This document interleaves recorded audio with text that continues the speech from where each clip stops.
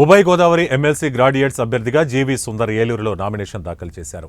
ఈ సందర్భంగా కార్యకర్తలతో భారీ ర్యాలీ నిర్వహించారు.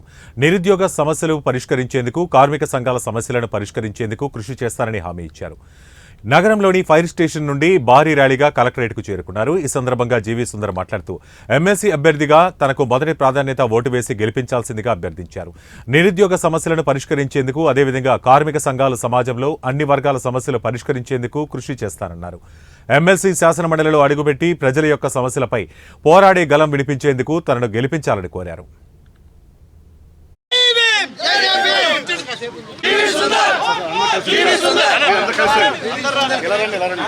బలపరిచిన క్యాండిడేట్ని. నా పేరు జీవీ సుందర్.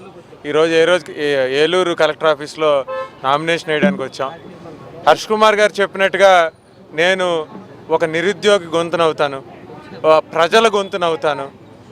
ఎవరైతే కూటమి పార్టీ ఇచ్చిన ఫేక్ ప్రామిసెస్ నమ్మి ఓట్లేసి ఈరోజు బాధపడుతున్నారో ఖచ్చితంగా వాళ్ళ వాయిస్ ఒక ప్రతిపక్షం వాయిస్, ఒక డెమోక్రటిక్ వాయిస్, ఒక ప్రజా గొంతుకు అయ్యి కౌన్సిల్లో వాళ్ళు చేసిన ప్రామిస్ నెరవేర్చేటట్టు ప్రజల వాయిస్ని కౌన్సిల్లో వినిపించానని మీ అందరికీ పత్రికా ముఖంగా చెప్తున్నాను.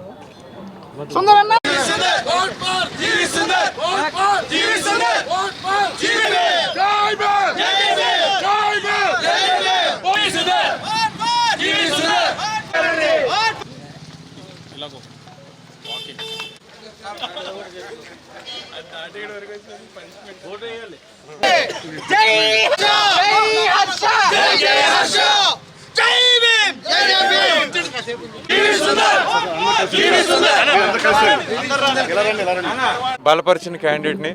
నా పేరు జీవీ సుందర్. ఈరోజు ఏలూరు కలెక్టర్ ఆఫీస్లో నామినేషన్ వేయడానికి వచ్చాం. హర్ష్ కుమార్ గారు చెప్పినట్టుగా నేను ఒక నిరుద్యోగి